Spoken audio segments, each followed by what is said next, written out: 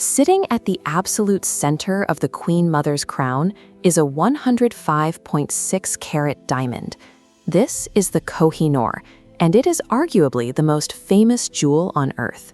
But if you look closely at the history of the British monarchy, you'll notice a strange, unwritten rule about this specific stone. No king is ever allowed to wear it. That rule stems from a centuries-old Hindu text containing a very specific warning. It states that whoever owns this diamond will own the world, but will also know all its misfortunes. According to the text, only God or a woman can wear it with impunity.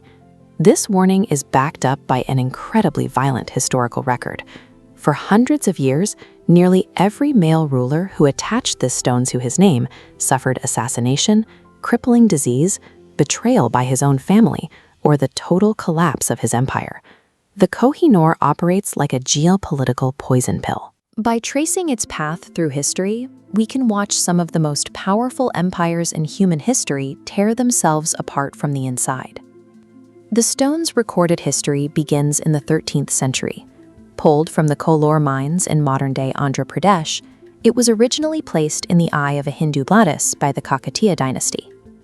Soon after, the armies of the Delhi Sultanate invaded, looted the diamond, and took it north. This timeline tracks what happened next.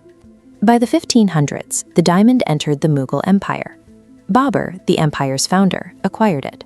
His son Humayun inherited it and was quickly driven into exile. Years later, Shah Jahan embedded the massive stone into his extravagant peacock throne. Before he could enjoy it, his own son overthrew him and locked him in a prison cell for the rest of his life.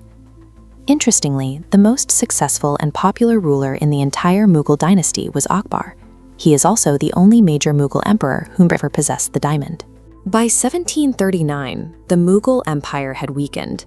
The Persian ruler Nadir Shah invaded Delhi, ordered a massive massacre of the city's residents, and looted the royal treasury.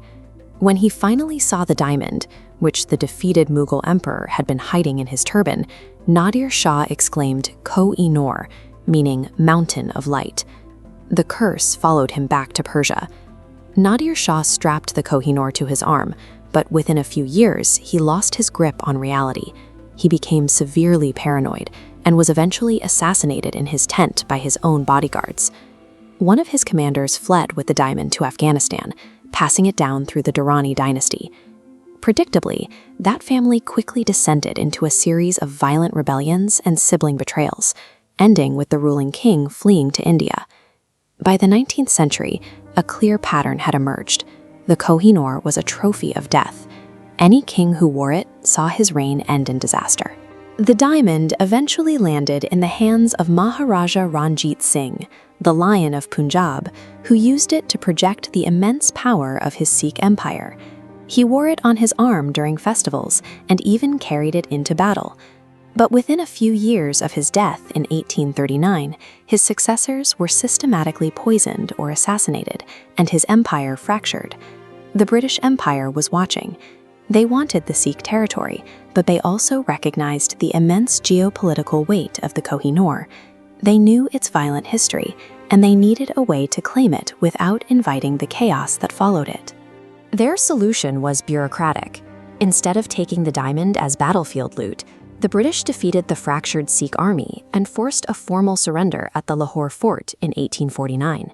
They drafted the Treaty of Lahore, explicitly writing the transfer of the Koh-i-Noor into the legal document. The person forced to sign that treaty and hand over the stone was Maharaja Duleep Singh, an 11-year-old boy. The British took his empire, stripped his mother of her power, and shipped the child off to London. To bypass the ancient curse entirely, the East India Company made sure the diamond was presented strictly to Queen Victoria. The text explicitly stated that a woman could wear it with impunity, and the British took that loophole literally. The British public finally got to see their new prize at the 1851 Great Exhibition at the Crystal Palace, but the raw, unpolished stone looked dull to Victorian eyes. Disappointed by the public reaction, Queen Victoria ordered it recut into a European style, reducing its weight from nearly 190 carats down to 105.6. Since Victoria's reign, the British royal family has strictly enforced their gender loophole. Upon a monarch's death, the Koh-i-Noor goes straight to the queen or the queen consort. no reigning king has ever worn it.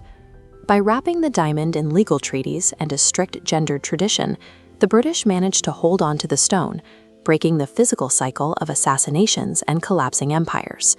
India gained its independence in 1947, marking the end of British colonial rule. While the physical bloodshed tied to the Koh-i-Noor has stopped, the fight to own it has simply moved into courtrooms and embassies. This map shows the 4 modern nations currently claiming ownership of the diamond: India, Pakistan, Afghanistan, and Iran. Because the Koh-i-Noor spent time in the Delhi Sultanate, the Persian Empire, the Durrani dynasty, and the Sikh Empire, each country argues that historical geography makes the stone rightfully theirs. The British government's response has been a flat refusal. They point out that the diamond has been in British possession for over 150 years. To them, it is a non-negotiable piece of British heritage, secured safely inside the Tower of London through a binding historical treaty. Critics reject that legal defense entirely. Indian Member of Parliament Shashank Tharoor and numerous international historians argue that the diamond is the ultimate symbol of colonial looting, a stolen artifact extracted through coercion and imperial force. But the legal reality is complicated. In 2016, an NGO filed a petition in India's Supreme Court demanding the diamond's return. During the hearing, India's own Solicitor General stated that because Maharaja Duleep Singh surrendered the stone under the 1849 Treaty of Lahore, it cannot be legally classified as stolen property. That single legal admission effectively paralyzed the repatriation efforts. Without a legal basis for theft, the British government has no obligation under international law to return it. Today, the Koh-i-Noor remains under heavy guard in London. In a way, the curse is still active.